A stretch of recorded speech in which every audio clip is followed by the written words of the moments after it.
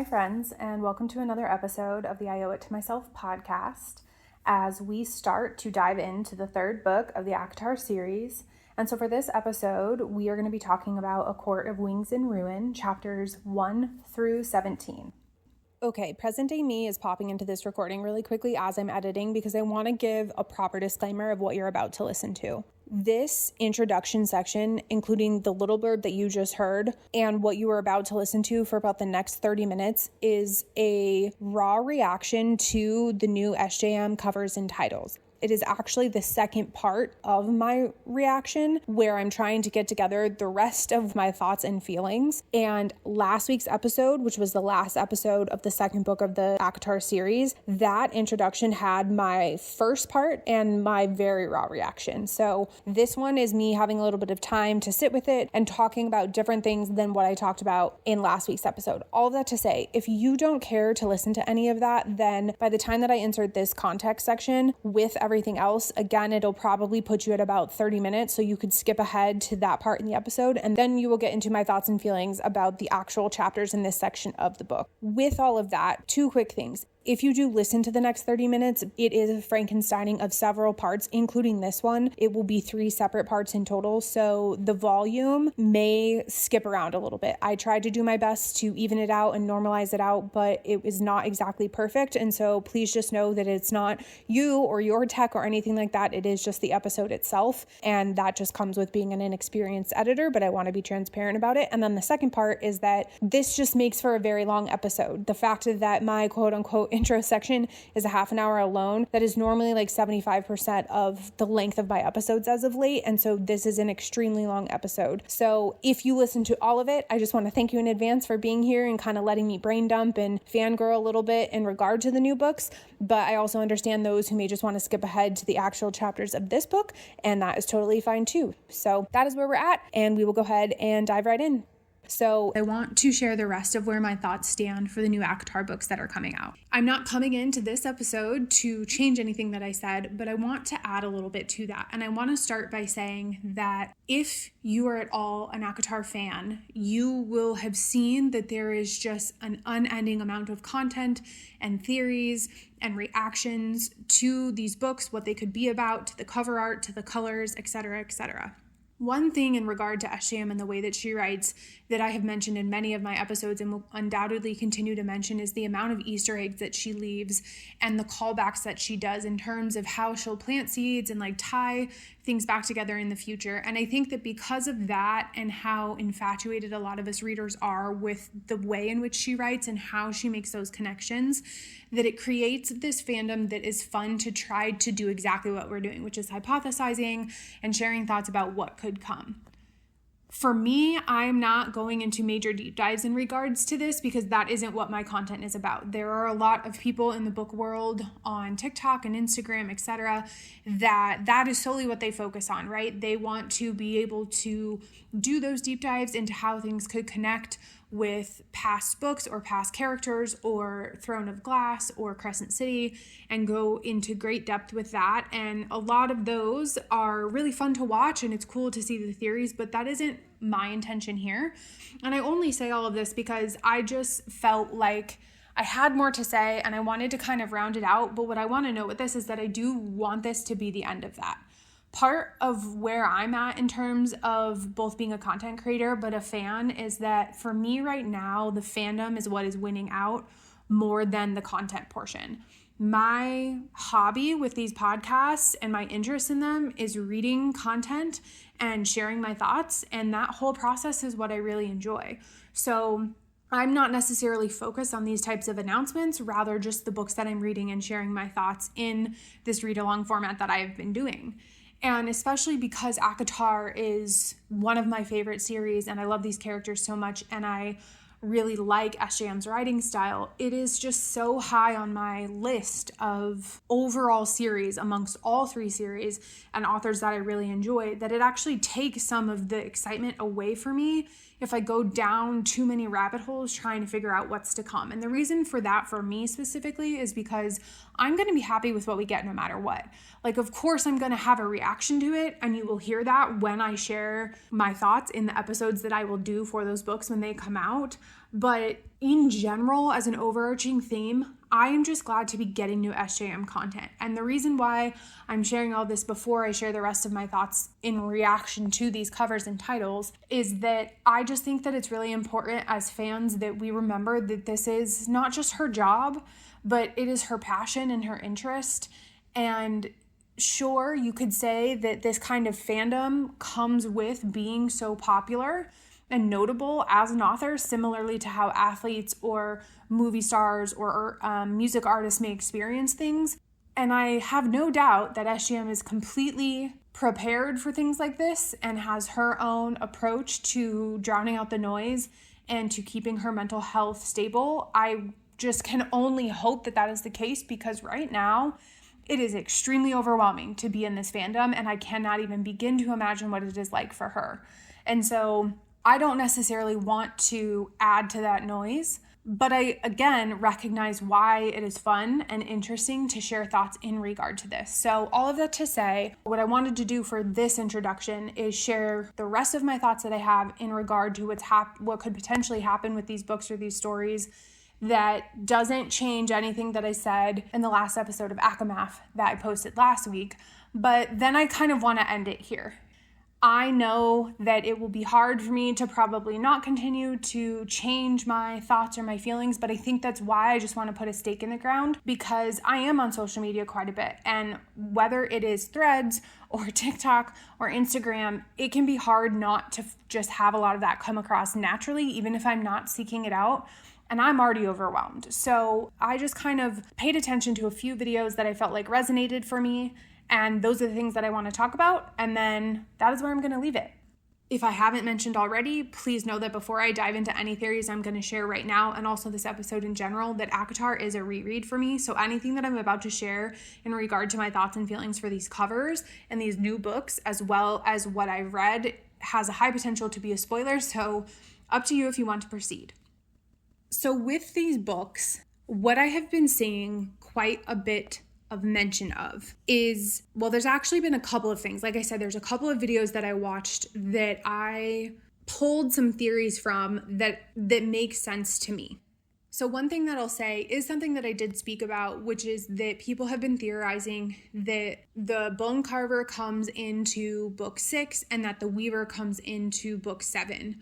Because of the art that is on those covers. But what somebody had also alluded to was that they are the siblings of Koschei, and Koschei is the main villain that is going to play a part in these next 2 books at minimum from their perspective. And so who better than his siblings to approach in order to better understand him and how to defeat him? So that, for me at least, was kind of nice to hear, because it made so much sense with the cover arts that those would be 2 beings that would play a big role.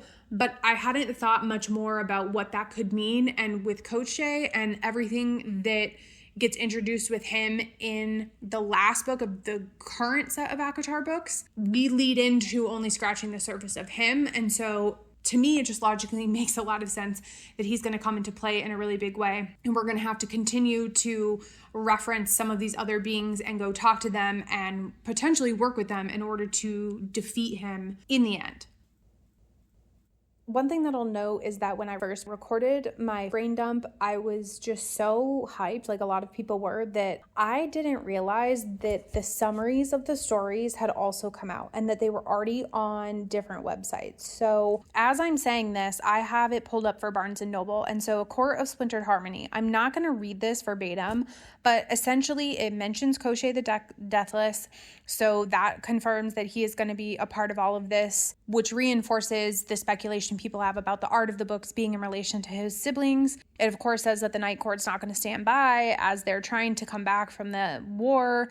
They want to obviously protect everything from any future harm as well. But it also says something along the lines of like, those who rule the Night Court are reeling from recent betrayals and revealed truths, and the rifts that divide them seem unsurmountable. However, because of Koschei coming and whatnot, they have to be able to find a way back to their alliances and repair the splintered harmony. So that gives us a little bit of a peek into the title in regard to, obviously everything is in shambles after the war, I think what threw me about this, and I'm sure others as well, is that in book 5, we're in Nessa's perspective and we're so focused on her and her recovery coming out of the war and just all of this trauma that she's endured up until this point that we don't get a ton about what's happening in the world around us. If I remember correctly, we get a little bit, and obviously I will get there in my reread, but we don't get a ton about it. So it was a little bit of like a question mark for me that they're mentioning just how much things are in shambles, but also it was kind of like, duh, because this massive war just took place. And so of course it's going to take a very, very long time to recover from that. Why I bring all of this up is because a lot of the theories that people are saying online tie to what this summary could reference in terms of recent betrayals, revealed truths, how they can't seem to come back from that, but they have to come back from that and they have to reform their alliances. I'm not necessarily going to give a ton of my thoughts or theories in regard to what that could be. Some people have thought that it was in relation to what happened in the 3rd book in Crescent City and the truths that we get from Bryce when she's on her journey, and because that happens with the crossover with Nessa and Azriel, people are saying that that will come into play here. That would play into what I said in my first brain dump about how one of the possibilities is that book 6 picks up right after Bryce is there. But it also would play into if it happens with my secondary opinion that I shared in that, which I think is more likely, which is that we pick up when stuff is happening with Bryce, kind of in a like, this is happening at the same time point of view from some of the Valkyrie women, such as Emery or Gwen. It would still be relevant that what they learn from Bryce visiting would play into the story that is unfolding in the book. And then if we go to the 2nd book, A Court of Forgotten Melody, so this will be book 7. Again, I'm not going to read this whole thing, but it starts with what was lost will be reclaimed. And then it continues to say that traditional alliances are crumbling. No amount of diplomacy seems sufficient. Koche is still around. Bonds will be tested. Power will shift. Old enemies will emerge from nightmares of the past. And it says that as the inner circle disperses far and wide, desperate for any advantage against Koche and his allies, peace is hanging by a thread. Hope can be spun from the darkest of shadows, and the Night Court has its own part to play in the looming crescendo. Again, this title is A Court of Forgotten Melody. What I will say in regard to this one is that obviously whatever goes down in book 6 in terms of what really starts to divide them carries into this. And that makes sense because book 6 is a smaller book, with 7 being the fatter of the two because it is both parts 2 and 3. So it makes sense that it's a continuation. I think what a lot of people's initial reactions were is that it didn't feel like these two descriptions were all that different from one another. But again, have to remember that this is all supposed to be one big book and one big story. It just got split out into separate books because of its size. So it makes sense that this description is very, very similar to the first, but it goes a little bit further to talk about bonds being tested, power shift, old enemies coming back. I don't really feel like I can speculate on what that could be because there's so many options, right? Reese and Feyre are bonded. Cassian and Nessa are bonded. We know that Elaine and Lucien are bonded. Whether or not anything positive comes out of that, that is a fact. And by the time that we get to this book 7, who knows if anybody else will be bonded by that point in time. So that could refer to a bunch of other people. Also, it might not mean a bond in terms of a mating bond. There could be other bonds that come into play. It could just be the coincidence of the term, and it could be referencing just the bond of the inner circle in general, them being such close family and friends and whatever, that is just continuing to be tested. So there's a lot that could be interpreted there. It talks about power shifting. I think that there's a lot that could happen in regard to that as well, right? Because if the Valkyries are starting to really take shape, there could be a significant shift in regard to how Rhysand and Cassian were leading the Night Court armies originally and how the Valkyrie come into play and work alongside them, if not become more powerful than them, which is a possibility. But that also could mean 1,000 other things in regards to power shifting. Old enemies coming back. I don't even want to begin to hypothesize in regard to that one because I swear to God, if Amaranthus somehow comes back into play, or anybody that has already ceased to exist up until this point, I'm not down with that. Everybody who's perished in terms of having been evil needs to stay perished. And so I'm just gonna quietly ignore that one for right now because I just can't take it. So with this, I know I'm not necessarily saying much, but I think my main point was just that I was ignorant to the fact that the book summaries were posted. It makes sense that they were, though, and so I wanted to comment on that here, really just to say that there's so much that could come out of that I do understand why people are feeling a little bit disappointed and not knowing what it all means. At the same time, though, I think that it is very telling, especially in the second one when it says that the inner circle is going far and wide. I think that it is very likely that they are going to go, to parts of the world that we haven't been to before. That could be the point at which they go into other universes like Bryce did. It could refer to a bunch of different things. And so I'm intrigued by what those possibilities are. But here's one thing that I know for sure. Even if the inner circle gets fractured and one of those main characters is like a betrayer of all betrayals and ceases to not be part of the inner circle, I would certainly be upset about that just because I like all of the characters in their own ways. But I know that whatever the inner circle is meant to be in terms of having this really strong bond and, friendship and family unit, they will find their way back. So I'm not worried about the future of what they are going to be, even if some major shit goes down with them specifically. Now, I want to go ahead and talk about theories that I've seen, even in a broader sense beyond this, from some videos online. Now, another video that I saw immediately dives into the fact that she thought that somebody is going to light the flame of war in Prithian. And that is a direct response to the fact that book 6, while it refers to the bone carver in the art, it is ultimately a flame with wood at the bottom, which is the bones in the picture. And she is interpreting that as being a pretty substantial flame and fire that you would see in a hearth. And she is relating that back to this flame of war. And her theory ties all the way back to Throne of Glass and the role that it plays in those books. What she's tying back specifically in regard to Throne of Glass at a very high level and quick synopsis is that the witches back in the day had stoked the flame of war in their hearths over the many, many years as a way to keep it alive and burning for the time when they would want to inevitably fully flame on and use it as a signal that they were going to go to war and try to have a better life. What inevitably comes out of that, which gives me a little bit of goosebumps, and so if you haven't read Throne of Glass, you're still listening to this introduction in this episode, you absolutely need to go read it.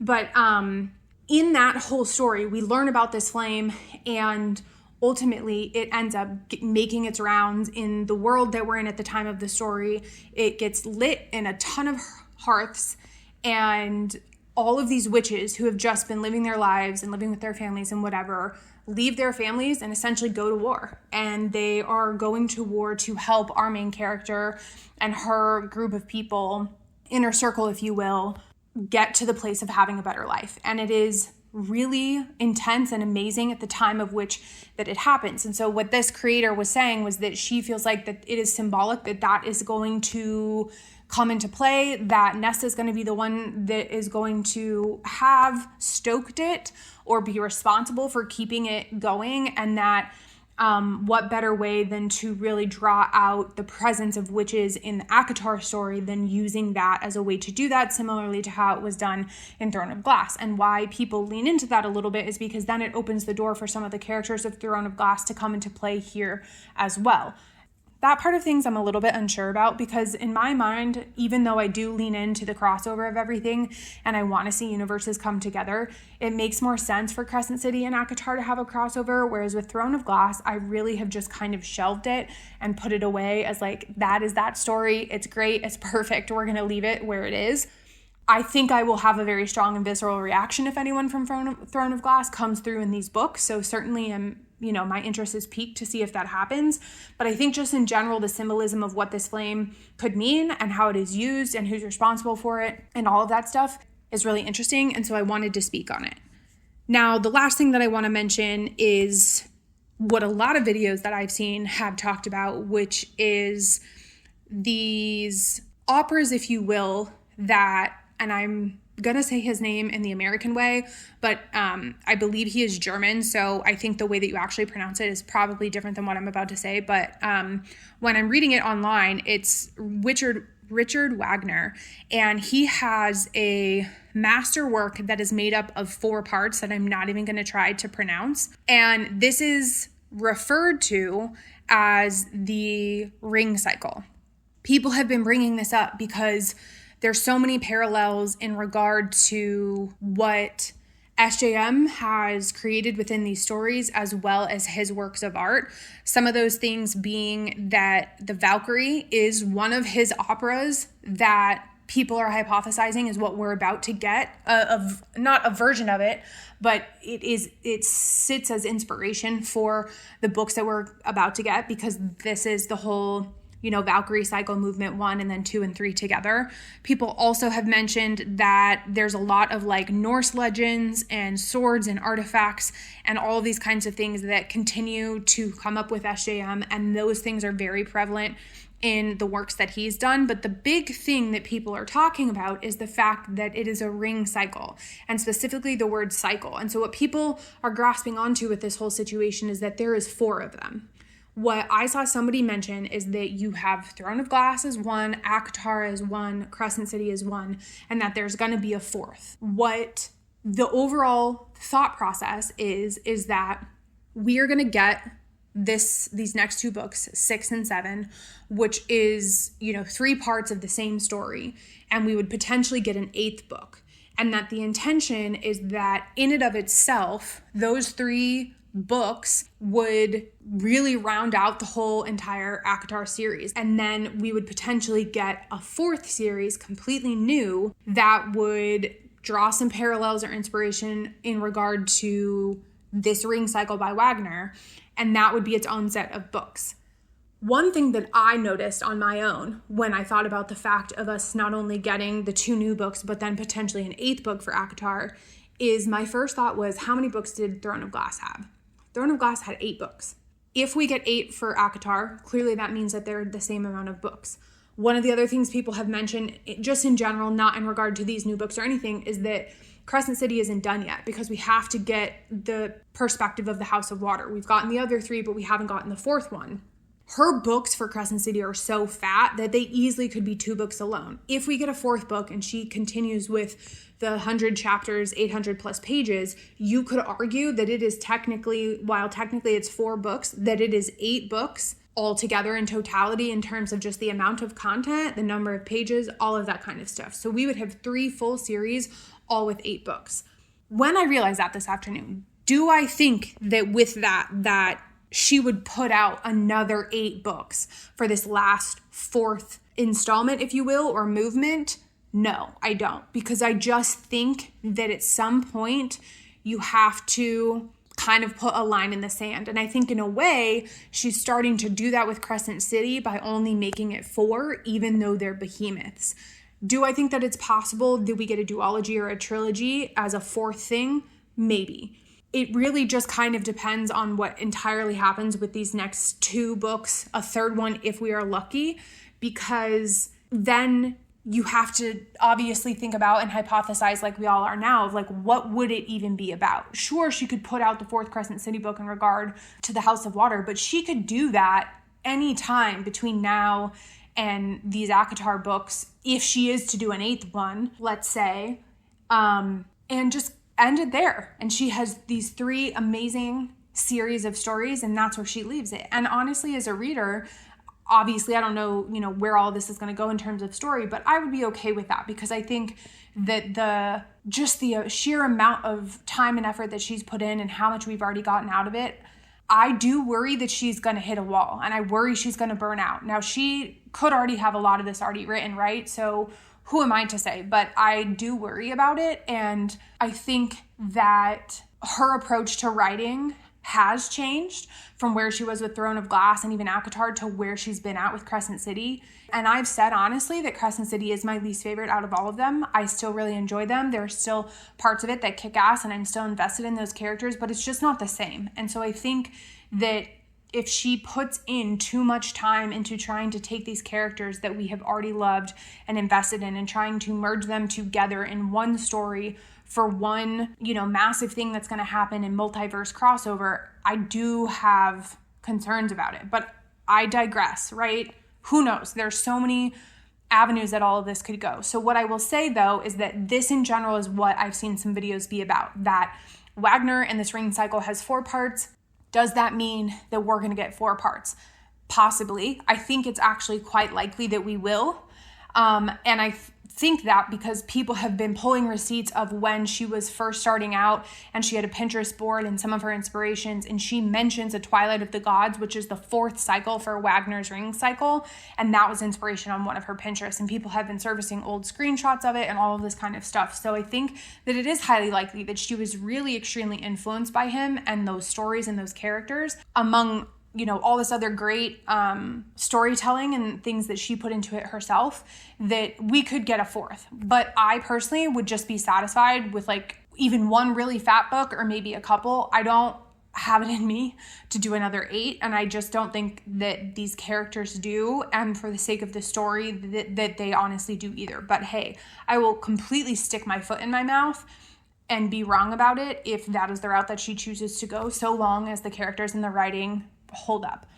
All of that to say, I think between what I already said in regard to what I think will happen for the Valkyries and the importance that they're going to play, what will happen with Nesta, what may happen with some of the love stories, as well as now a little bit more about these ancient beings and the evilness that's going to carry through, and the potential of these cycles and the flame and all of this stuff, there is still so much that people have theorized and put out there, and I may resonate with some of it, but as I had mentioned at the beginning of this, I'm just going to kind of wrap this up and leave this here. I think for me right now, I want to continue on this read along, and I want to focus on just getting those episodes out and getting instantly ready to dive in when October comes and that book drops, and just be a fan. Because for me right now, this is a hobby. Making this content is not my job. I don't make any income from it. I don't have a huge following. And so I just want to enjoy it. And it's exciting to get caught up in it a little bit. It's exciting to theorize and join the crowd and to be invested enough to have something to say and to have platforms to say it on and to share it with. And I love all of that. And this is kind of my first taste into that. But I don't want at this time to cross over too far into that. But I did just kind of want to round out my thoughts because I feel like really only talking about some of the characters in my first brain dump was really only half the story. And I even said in that, like, I'm not going to go down the road of talking about who the evil could be and all this stuff. Obviously, I, changed my mind and wanted to add a little bit to it. But this is just some high level thoughts from videos I've seen that I feel like stuck out to me.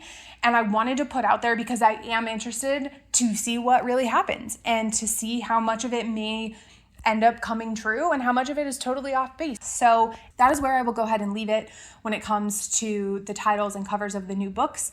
And now we will go ahead and dive into the rest of this episode. Now that all of that is out of the way, let's go ahead and dive into these chapters. I think where I want to start is actually with Lucian, because we end with Lucian in this segment of the book. The last few chapters of this section that I have read is very heavy with Lucian and Feyre as they make their way back to the Night Court. And so he is much fresher on my mind, and therefore I want to talk about where I'm at with him so far in this book. When Feyre gets back to the Spring Court, we know that Lucian is eyeing her with a huge hesitation. It is explained that way in the writing, and it is no surprise to us as a reader because Tamlin is so blind to everything when it comes to Feyre that it isn't a surprise that he isn't questioning anything. He isn't even willing to hint at the fact that she could be playing him because he so desperately just wants her to be back and for their love to still be real and for them to just move forward in life. But Lucian is already coming into this book a completely different character because not only did he watch the horrors that happened with Hybern putting Nesta and Elain into the cauldron when nobody knew that that was going to be the case, like even Tamlin didn't know that that was going to happen.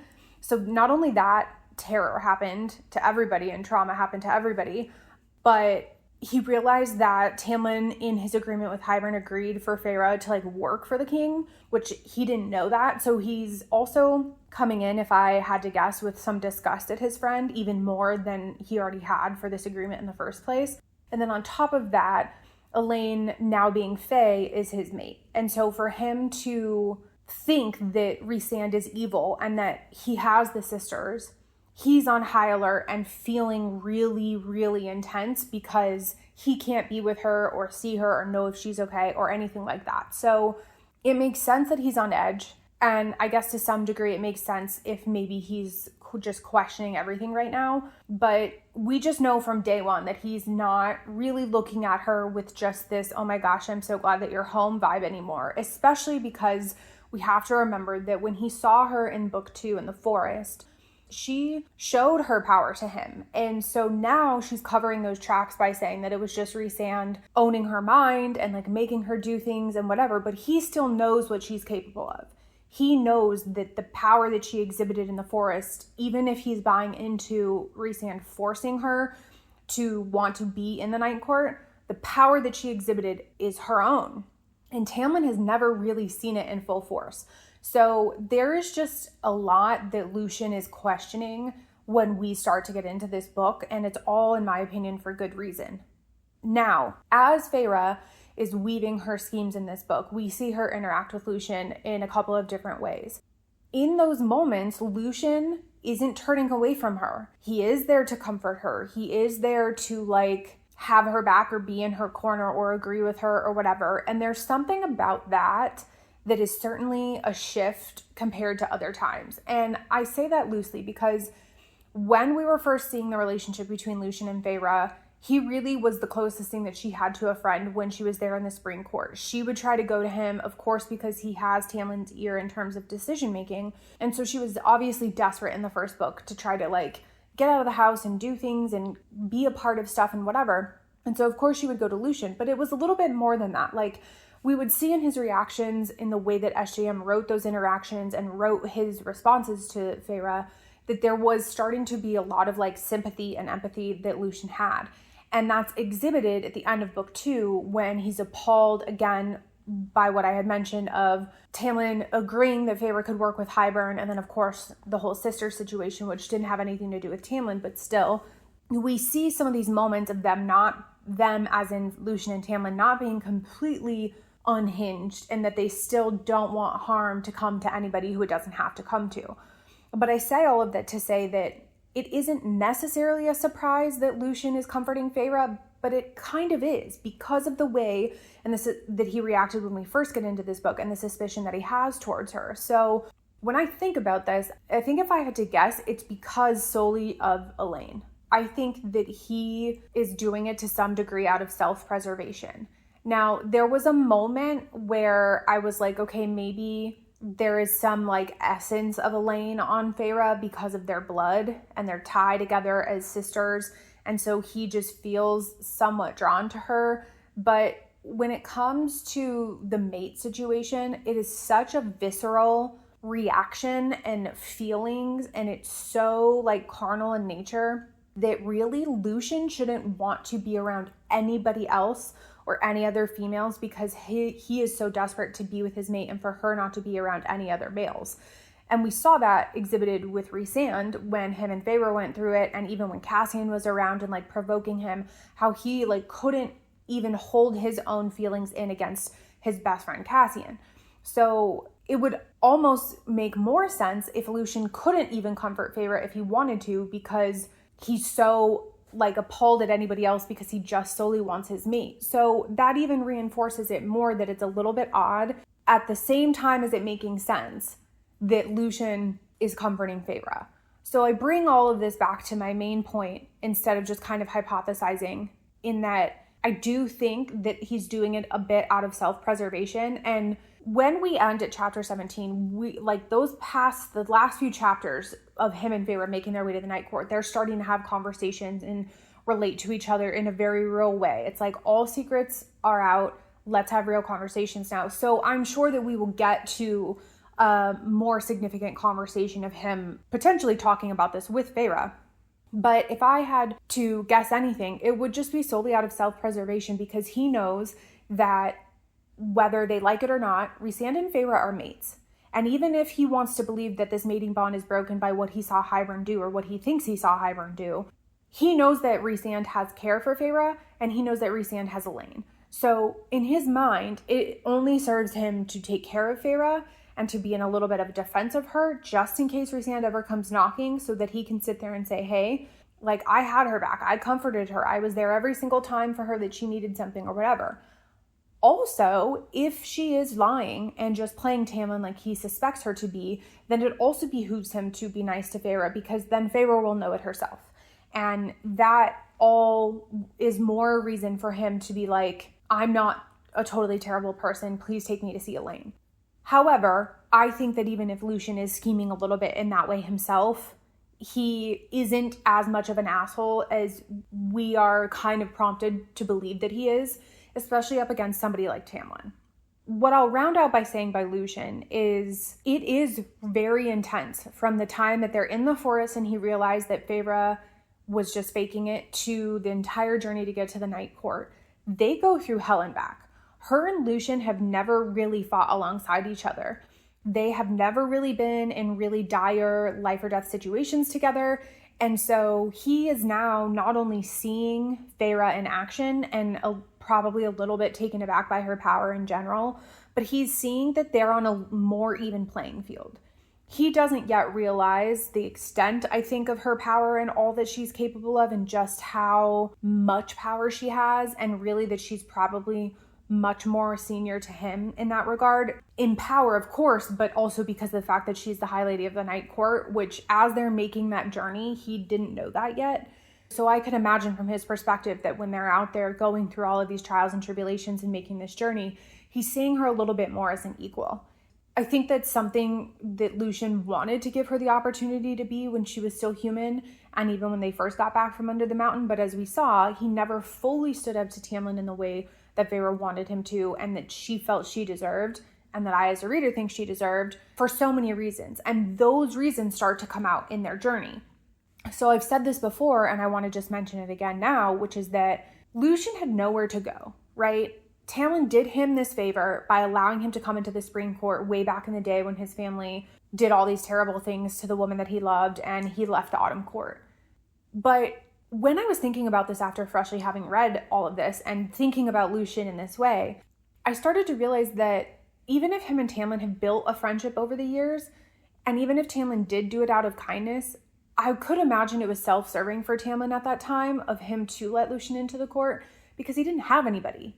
He had lost his entire family. He newly had these powers.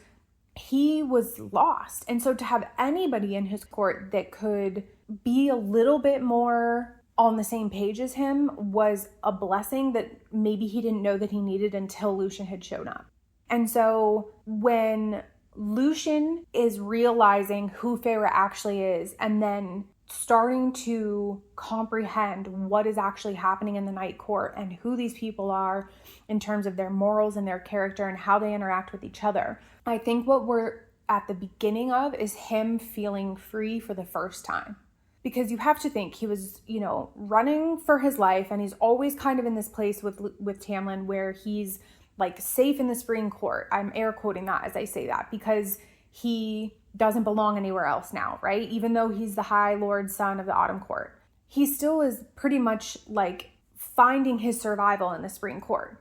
But yet he's not on an even level playing field with Tamlin, not just because of the titles of it all, but because Tamlin rules with an iron fist. There's not much freedom of speech there. It's pretty much like he'll take a little bit of advice or maybe hear some people out sometimes, but it's his way or the highway. Whereas as Lucien is now seeing the Night Court and seeing how everybody is starting to interact, just like Feyre, he's kind of blown away by that, because he's like, what is this? He's not used to being able to just say what he wants to say. And we see him really not waste any time. Like, yes, he asks Rhys for permission to speak freely. And Rhys, jokes like, nobody's ever asked that. But yes, please go ahead. But he's still willing to do it. He's in enemy territory. Every fiber of his being as a person has always thought of this court and these people to be his enemy, to be cruel, to be unhinged. And he's sitting there at the head of the table because there's no rhyme or reason to how they sit down and have dinner. And he's able to speak freely to somebody who he has thought to have been basically the devil. And he's offering them information to help them in this situation. Like, he's not wasting any time. We know he's doing this with a little bit of trepidation, but he's not wasting any time. And so really what hit me when I was thinking about this, when I finished this section of chapters, is that very much like Feyre, I think that Lucien is at the very beginning of finding himself. I think he really is finally at a place to figure out what it is to be free. Because even if he ends up fully integrating into the Night Court and being a part of this court in some way. And yes, it would just be another court that isn't his true court because, again, he's the son of the High Lord of the Autumn Court. He could be a little more free here. He could contribute in a way that maybe allows him to exert himself more, to express himself more. He could have more impact here. And above all, his mate is here. And so, yes, we could argue that really he will only ever feel at home with wherever his mate is. But we have no idea, if you're a first-time reader at this point in the books, what is going to happen with him and Elaine, right? And it's not really looking good because she is in such a world of hurt, as is Nesta. But you could argue, wherever she is, that he would somewhat feel at home. And, people may have some kind of optimism that they end up together and that he'll be free wherever she is. But I'm looking at Lucien as an independent character, free of her, because I know that that struggle between them doesn't cease, that there is a lot of distance and a lot of trepidation. And so he is kind of this now solo character of like, where do I belong? What do I do? How do I help? Where do I fit in? All of these kinds of things. But the reality at the end of the day is that he saw what Feyre was doing in the Spring Court and now knows without a doubt that her intention was to bring the Spring Court down. And so even if he had been there, it wouldn't have served him any purpose and they would have been screwed together. But at least now he is in a place where he has a fighting chance. And so all of those things and thoughts and emotions and whatever, I think, are starting to click for him. And we're going to see even more of that in this book. And honestly, I think we'll see even more of that in future books because I do think that Lucien will be a focal point in one of the newer books that's coming out in the fall or next year. So I wrap up this whole point about Tamlin letting Lucien in the Spring Court in the first place, not just as a kindness, but more as like a self-serving thing, because Lucien has always had to fit in wherever he is. He's never really been able to spread his wings, for lack of a better term, and really just take a breath and find his place. But yet he is extremely handsome. He's very capable. Like, he can hold his own in a lot of ways. He's not afraid to stand up to people when they're in the heat of it, because we've seen him in some arguments when him and Tamlin are on the same side against other people, and he has no qualms with holding his tongue. But yet he also knows his place because he's been an emissary. So he understands the politics and everything that's at stake.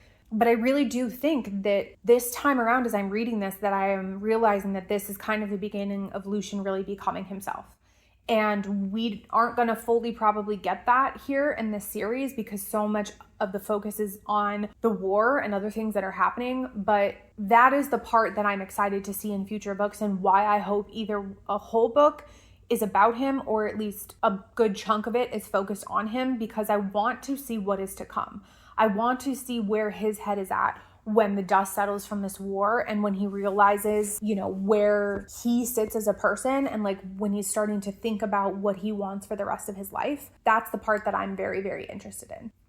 I don't yet want to fully get into Feyre, but what I will say about her in regard to Lucien is that when she first snaps off that mask, when they're in the woods and they're starting to make the journey to the Night Court, their interactions at the beginning are pretty hostile.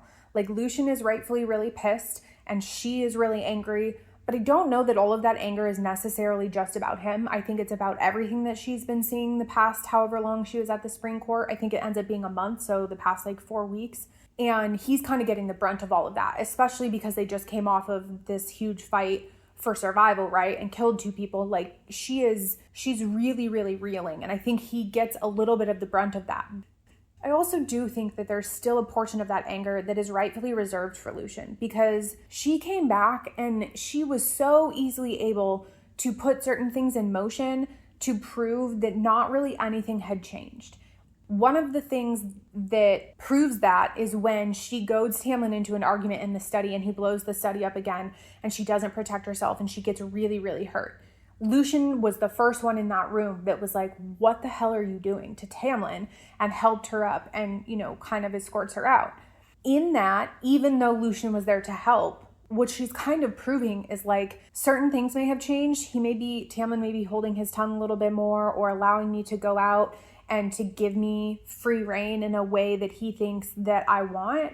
But at the same time, there's some very deep-seated and deep-rooted things in him that haven't changed. And he is dangerous and he's a threat. And even though Feyre can protect herself and she chose not to in that moment, she did that for the sake of the plot, for her scheme. But I do also think that what she is trying to exemplify to the court is exactly that nothing has changed and that he is just as unhinged. And so I say all of this because, yes, again, it all bleeds into her scheme to try to get the court to fall, but it's also about Lucien. It's to reinforce to him that this is still the same person that you weren't standing up to. This is still the same person who he may look like on the surface he's giving me leeway and giving me free reign, but there's so much about him that is still inherently the same and to a degree that is dangerous and unhinged, and he doesn't know what he's doing. So if you want to be here and you want to rule alongside him, so to speak, you need to realize the situation that you're in and who it is that you're actually working with. And I think that Lucien does, but again, he is so, I have to believe that he's pretty scared of not having a place and not having a court, that he would rather deal with Tamlin's crazy to the degree that he can and not ruffle his feathers and not step over the line as emissary than challenge him all the time, even if that challenging would bring him down a peg and help him to be a better person. And so we are really seeing these two characters between Tamlin and Lucien operating in a place that I do believe is inherently about self-preservation, especially for Lucien. And I'm only saying this because I do understand it, but I think that that is a very big inherent part of who he is as a character because he's always been in survival mode. I think Tamlin also has very much been in survival mode since he became High Lord. And so for him, it's about control and it's about trying to have a successful and happy court and self-preservation. Lucien is the self-preservation of survival, like I mentioned, but Lucien isn't so caught up in anything other than like having a roof over his head or somewhat of a decent court to see the flaws and the cracks. Even though Feyre's scheme wasn't just about Lucien and it's about the whole court seeing how unhinged everything is with Tamlin, I would like to believe that she's trying to imply to him and all of what she was doing and how she was using him as a pawn and all of that to really show that like it is this easy to bring him down. Anybody could come in here and do this. This is how Ianthe infiltrated Tamlin's decisions and got Hybern in this freaking court in the first place. I can come in and do it just as easily, but take everybody, but plant seeds of doubt in everybody else's mind.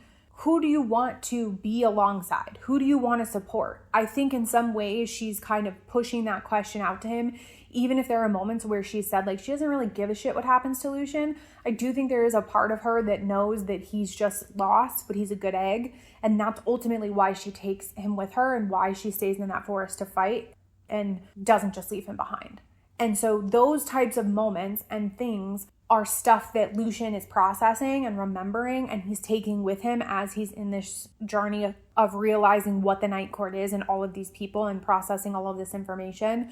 Those are the nuggets that I think are going to keep him soft towards the situation and towards Feyre, even if it takes him time to fully accept and to open up to the situation.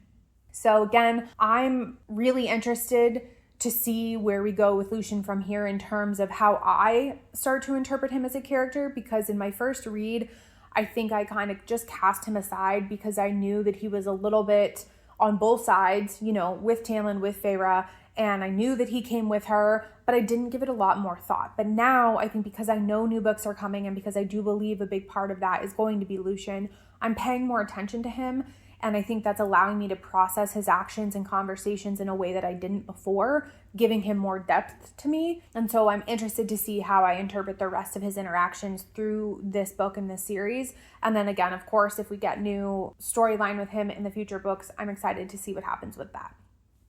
Now I want to talk about Ianthe, because she obviously has played a big part in this section of the book so far. And she definitely is tied to Lucien. Not only was she before, but now in an even bigger way because of what happened with Calanmai. One of the things that allows us to have a bit more understanding of the character of Lucien, not just him as a character, but of his character as a person, is because he was willing to step in for Tamlin during Calanmai and perform the rite. Now, we learn that Ianthe pretty much forced herself into this situation because she wanted to sleep with Tamlin originally, but it ended up being Lucien. And even though Lucien has made it very clear it was just for the sake of performing the rite and giving magic back to the land like nothing else, you get two feelings out of this. You get a respect for Lucien, in my opinion, because he stepped in, and yes, we know he is the only emissary in the Spring Court, so he didn't really have a choice, but he knows his duty and he knows his place, and he will do what he has to do for his court and for Tamlin, and that is a level of, like, he has like a code in terms of how he respects the hierarchy of the courts and how he respects his position, that he doesn't question things and he's just willing to do it. And that is what makes him a good emissary. So there's respect for him in that regard. But then there's also disgust with Tamlin, but also it can't go too far because you know that Tamlin wasn't willing to participate in Calamai because of Feyre. He loved her so much and he wanted to continue to reinforce the fact that they were together at that point and that they were supposed to be married, that he wasn't going to be a part of it. I have to give him a grain of sand of respect for that, because it's like, okay, for once you're not choosing your duty over her. But it's also a little bit like, how much does that mean? Because she wasn't there. Like, it almost feels a little bit like posturing in a way, but it's also like, well, I would expect that that's what you would do. Because if she was there and you guys were living happily ever after, there's no way in hell she would let you go do Calamai. So, like, you're not really proving anything. So again, like a tiny grain of respect, but not much, especially because of the fact that we know that Ianthe was the one trying to push herself to be the woman that they bed. And that is exactly what ended up happening. Even though Tamlin has his blind spots with Ianthe, he knows that she's conniving and scheming, and he knows that she is not really a great priestess in terms of like her moral compass, but he let his friend go do this anyway. And what's supposed to happen with Calamai is that when the beast takes over for Tamlin, those senses are the ones that find the woman that he's supposed to bed that night and to make magic with so it pours back into the land. In this case with Lucien, I don't know if his body reacts the same way, where he turns into his beast form and his choices are driven by that drive and he would then choose somebody. And the reason why I say that is because it just seems too easy for Ianthe to be like, hi, I'm here, I'll do it. It doesn't really work that way. Like, they're supposed to kind of use their feral feelings as an animal to find that woman. And so for her to just be like, it's me, it seems too set up and too staged, which is again why it makes it so cringe that it happened and that Tamlin like let it happen. Because you would think that he could argue exactly what I just said. He could say, you know what, Ianthe, that's not how the ritual works. Everybody who's out at Calamai and all of the women who are there are potentials to be a part of this rite. You can't force yourself to be any more important than the rest of them. You need to just let his beast do what it's going to do. But we don't see any of that. So again, they don't go too far into it other than just saying that Lucien and Ianthe did this. But I wanted to talk about it because it's a very complex thing in terms of you having some respect for Lucien and, you know, seeing what Tamlin did, but also what he didn't do, and Ianthe weaseling her way into all of it. It's just kind of a gross situation in terms of how it went down that year. Now, going into Ianthe even more, to me, in this set of chapters in this section of the book, she is purely the villain. She is getting every ounce of my hatred and anger, but it's not in a way where I really want to read through the pages and strangle her, not necessarily until the end of this section when we start to see her demise come rather quickly. But enough is talked about in regard to her actions and the way that she is that just, it makes you so proud when Feyre is playing this cat and mouse game with her and is like one-upping her or keeping up with her, that it's like you relish in it because you don't want Ianthe to win. You know she's skeevy, you know she's slimy, you just want her to go away. And so my dislike for her definitely skyrocketed in this section of the book. What I will say is that when Feyre totally knocks her down a peg in the forest, that was a little bit brutal for me. I don't necessarily love a lot of gore in that way. And for her to crack into her mind and make her like free Lucien, that in and of itself is great because she's just demonstrating the fact that she has these powers and that she can manipulate Ianthe, and that would be fear enough for anybody. If she went into her mind to force her to let Lucien go and then stepped out of it, that would be enough for Feyre to have a leg up on her, to be like, have some regard for who it is that you're actually dealing with. Like, you have no idea what I'm capable of. That would be sweet enough. But she goes farther than that. She goes farther than that, right? And so when we see her force Ianthe to smash her own hand because she doesn't want her to touch any man again. And if she ever feels tempted, she'll see that hand and understand. Like, her rules and specifications for healing are so specific. She wants her to never forget what happened and what people are capable of in terms of harming her if she steps out of line. I think it's beautiful and poetic in what it is that she's trying to force upon her in terms of like the trauma she'll never forget. But the actual situation and the trauma that took place, it's a little bit much. And I think that is what sets Lucien and Feyre off on a rough foot when they first go on their journey together back to the Night Court, because he's also seeing this and he's like appalled by it, rightfully so, because it's not just that Feyre was lying. She's so far the opposite of what he thought her to be, this kind of sweet girl, again, even though he had some doubts about it or questions about it. But anyway, back to Ianthe. I talk about all of this because you feel, from my perspective, I felt vindicated. It was like, yeah, Ianthe, you deserve to really be knocked down a peg and to understand that you don't have some great power. You have your title, but there are so many more powerful people that really could just be your undoing if you don't check yourself. And she deserved to have that lesson. What is bittersweet about it is that, you know, in the scene when they're in the forest fighting the prince and the princess of Hybern, that they're talking about how they've been poisoning her and Ianthe had no problem being a part of it. It makes you cringe because it's like you think that Feyre has won and then you realize that Ianthe was actually ahead of her the whole time. All that she needed was a reason, and the reason was that the prince and the princess said, hey, she can crack into our minds and we know that she's not who she says she is right now, and we know some shit is up, and we need to prevent her from having a leg up by poisoning her. So Ianthe was like, okay, say less. I'm happy to be a part of this. Let's go ahead and do this thing. Because she's never liked Feyre, and it just seems like she wants to be the one that Tamlin loves, and for her to solidify herself as somebody of great importance within the court.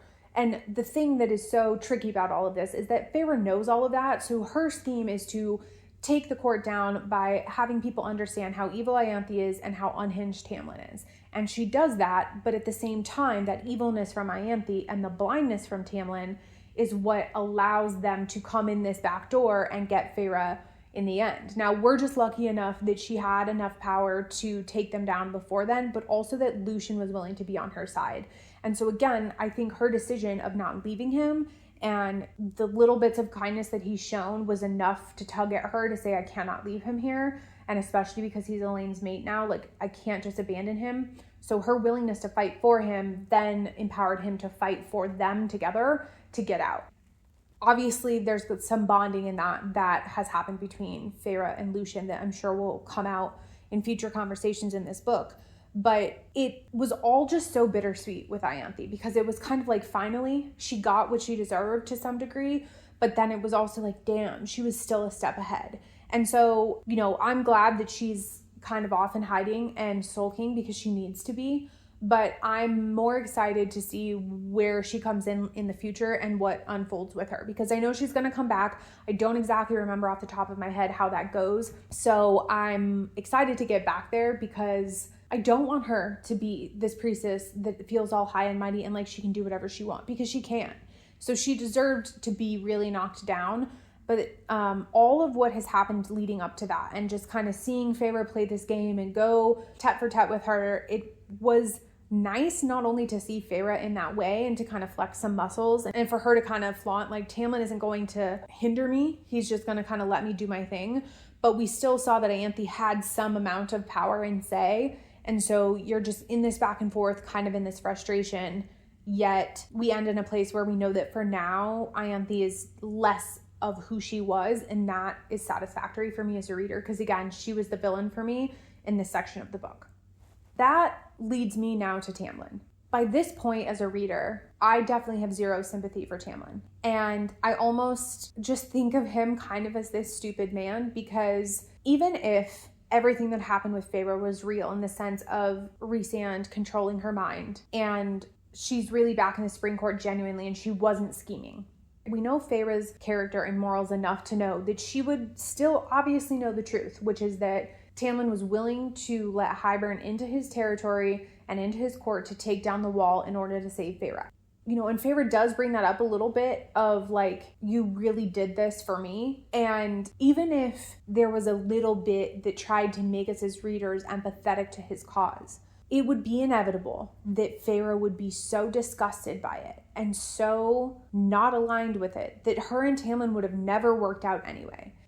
Even if she had nothing to do with the Night Court and wasn't the High Lady and wasn't Maida Doreese, like if all of it had been broken and null and void and whatever, and she was her own woman, she would never, in the long term, be okay with all of what the hell Tamlin was doing, and she would probably always have some kind of scheme to take down Hybern from within that court or to allow them to not be successful or something. She would go down fighting because it's so unhinged, and especially seeing the Prince and Princess of Hybern and the way that they were in the forest with those humans that crossed over, the way that she talks about how like human life should be worth trying to protect and all of these kinds of things, like she just would never not fight for that when she was able to come to her senses and like get her bearings again. And so it just goes to show how dumb Tamlin really is. It's like, you don't know this woman at all. You say that you love her, but you have no idea. Or you just seriously are so disillusioned and you just want what you want, which is to have your love and your court and to survive the war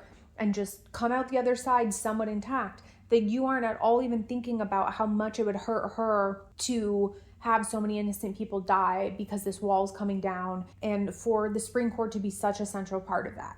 He is so in his own shit that he can't even think about what it is that she would actually want. So there's no empathy for Tamlin in the long run, because regardless of the situation, Feyre was never going to be on board with it.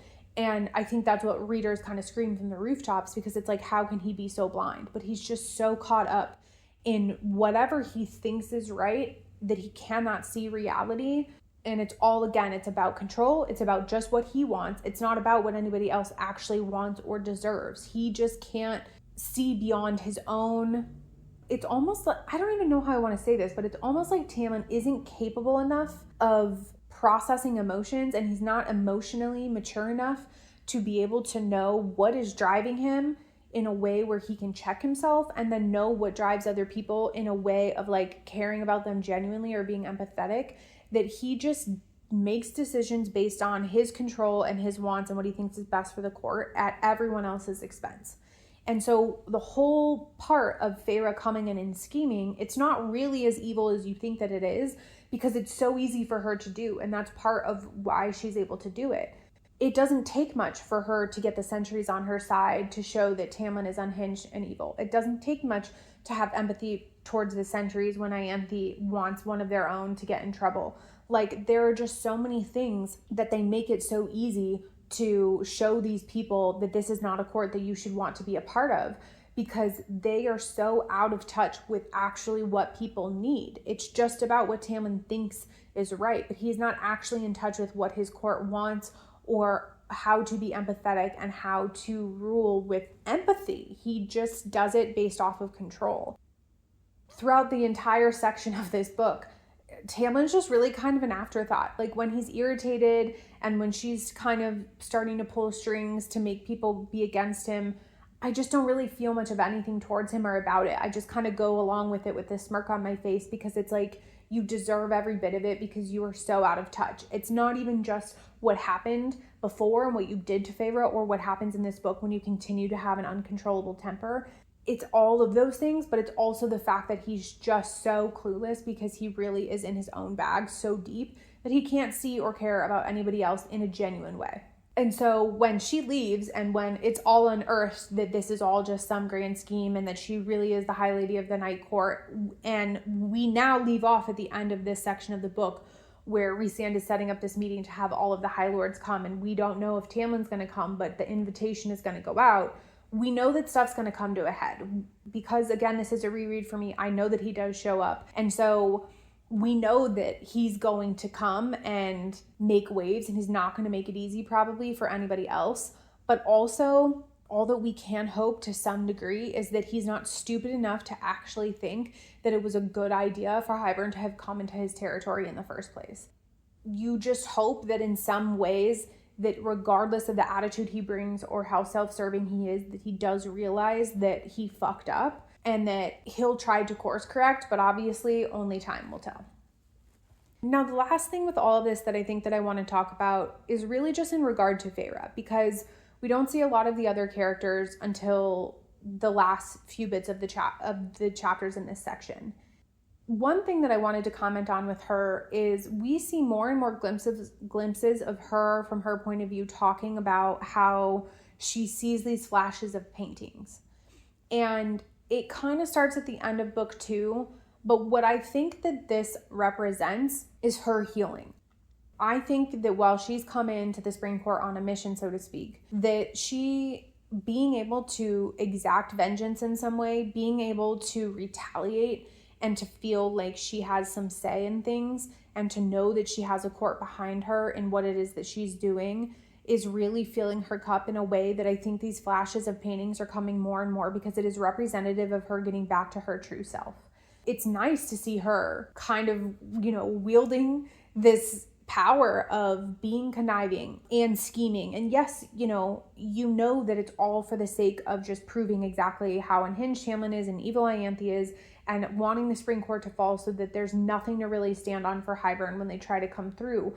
But we know that in the end, she's not really going to be able to stop Hybern from coming to the Spring Court. Like, even if everybody leaves and Tamlin's kind of on his own, it's just that he's on his own. So he wouldn't be able to hold off Hybern anyway. It's kind of like what's done is done. This whole crumbling of the court is more really just to exemplify, I think, to other courts that, like, you don't want to play this game. And he already sold his soul to the devil, so let him do that and don't at all be with him. I think it's really to prevent other people from having any inkling of wanting to ally with him, so that they have the potential that some of these other courts might be on their side during the war. And so she's just doing her big one, right? And so you feel proud of her for that and really being able to step into her own. But you do also realize that there is some things that are still very young about her and certain things that she is still very naive about.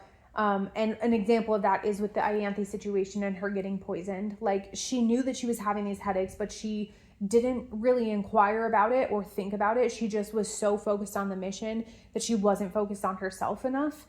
And so you realize that as much as you're feeling great about her feeling empowered, you also can't miss the reality that she is very young in her phaseship, and like be reminded by that and realize that she has a lot to learn. I'm, as a reader, obviously glad she made it out of that situation alive and could get back to the Night Court and continue her training. But you realize just that, like, she needs more training and she needs more refinement in terms of how she carries herself and does what she does, because she's up against some people that have been doing this for so long that they're going to one-up her.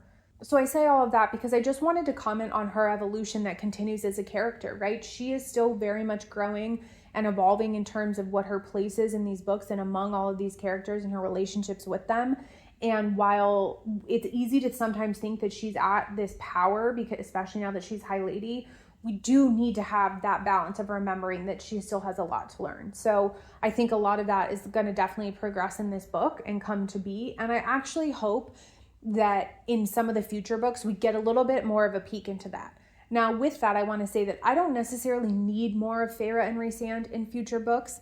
I, of course, hope that they poke in for the sake of just knowing where they are and how life has progressed. But I feel pretty satisfied with where this series ends up with them. At the same time, I do think it would be nice to some degree to see just how much she can really hone her skills and where that takes her in the future. But I have no way of knowing if we will get that. So only time will tell. Now, I'll round out my thoughts for this episode by talking about where we end up in these chapters.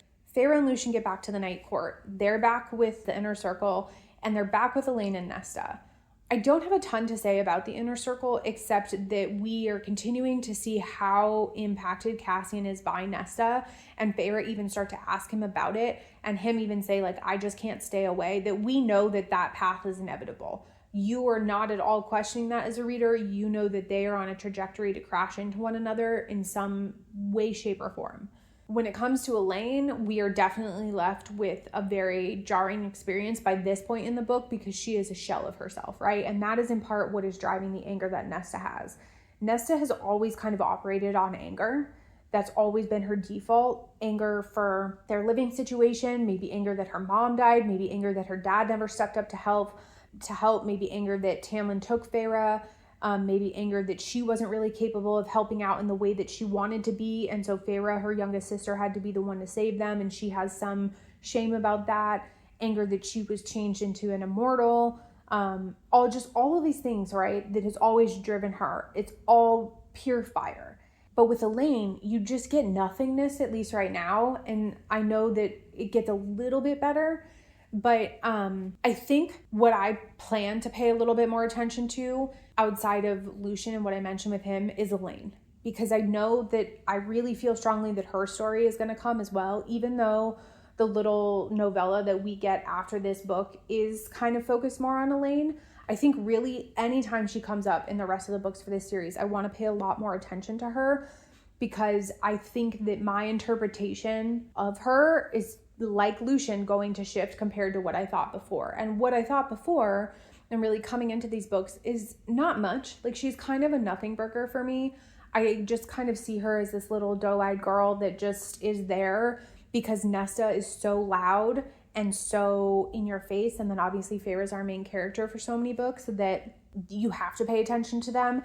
And so Elaine is just kind of there. But I really want to start to think more about her and try to vocalize my interpretations of her as a character. And so I'll end this by saying that I have seen some social posts where people are talking about how Elaine was always described as being such joy and such a light that when she comes out of the cauldron, it's almost the absence of light that is now the focus. And so where we end up in this section of the book is exactly that, where the scene is described where every single window is open in Elaine's room.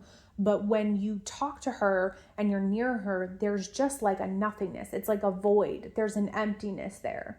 And so people have said online that the reason why there's all this light around her is because she's not that anymore. And so she's trying to like just get back as much of it as she can because she is like void. I say that because I've seen the videos recently, but I don't really know what that means. I don't really know how that is going to be symbolic for Elaine going forward. I don't know if her journey is to be honing her power to get her light back, and we're just seeing her so dim right now because of the trauma of it all. But I personally wouldn't mind seeing her step into her own, where she's wielding some power that does have to do with light, because I think that that is a great symbolism for her and the joy that she once had and brought. But I never really thought about it that way before, and especially not since before seeing these videos. And so I think some of that are the types of things that I just want to pay a little bit more attention to and see how my thoughts form around her and her potential journey going forward. But gosh, I mean, I know that I've talked about a lot, and I know that there's also a lot of really great details and things that have happened that I haven't talked about. As I've always said and will continue to say, there's just so much that goes down with Esham and the way that she writes and the things that she's weaving into her stories that it's really hard to comment on it all. And these are the things that really stood out to me and really still resonate so much with me enough to have strong enough feelings to talk about it. But you really do just have to be on this journey of reading the books and experiencing the story and these characters for yourselves to get the full effect of just how good the story is and the writing is. And so I will never not be a fan of these characters and this story. I think because of that, I, like many people, admittedly am very nervous for what is to come in the fall and next year with these new books, but I am chomping at the bit to read it. And so reminding myself that this whole reread is to pace us out from a timing perspective to get to the place where we're ending this as soon as that book comes out in October, it just makes me very, very excited, because I know that the minute that that book comes out, I'm going to be diving in and I'm going to be recording, and we're going to be able to add that new book to this read-along series because I planned it that way. And so I'm just, as I've said, and I will continue to say, and I know broken record, but I'm really loving this reread. I'm loving the fact that I still enjoy these stories and that I'm able to bring new thoughts to these characters, but that the core of it still very much is something that I enjoy, because I was a little worried that I might not enjoy it as much the second time around. But I'm loving it, and I hope that you are too, whether you are doing a reread also or you're reading it for the first time. So this is where I'm going to leave it for now, my friends. But as always, I appreciate and thank you for being here. I will give all of my shameless plugs. which is that if you are listening on YouTube, please leave a comment. Please let me know where you're at, how you're feeling, what your hopes are for the future. I want to hear all of your thoughts and feelings about things. Also, you can listen and follow along on Spotify as well. So wherever you are listening, please do follow those channels. Please subscribe. Please like these episodes. It really is going to help in terms of me being able to grow. This is so much in its infancy that we don't really have a community yet, but I will continue to shout from the rooftops that I just want this to be a place where people feel like they can brain dump and share their thoughts, just as if we were debriefing right after like a book club or something like that. So please definitely share your thoughts and feelings about everything. And then of course, please like and follow along on Instagram, Threads, and TikTok, because that is where I will continue to post about schedules for read along series, as well as post when new episodes are live. So that is it for now, friends. Thank you so much, and until next time.